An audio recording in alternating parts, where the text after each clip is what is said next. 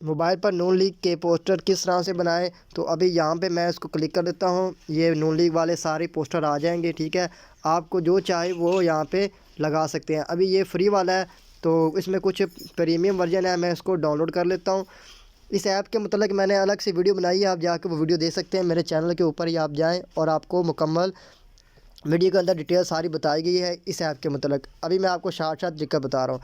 ठीक है, यहाँ पे मैं ये वाली जो फ़ोटो है इसको मैं चेंज करने वाला हूँ। ठीक है, लेयर पे जाएंगे और इसको क्लिक करेंगे और क्लिक करने के बाद ये रिप्लेस वाला ऑप्शन है, इसको यहाँ से ओके कर देंगे। ठीक हो गया। तो यहाँ पे जाने के बाद मैं अभी आपको दिखा देता हूँ। ये वाली फ़ोटो मेरे पास पड़ी हुई है, इसका बैकग्राउंड रिमूव है, तो मैं इसको यहाँ पे लगा दूँगा। ठीक हो गया।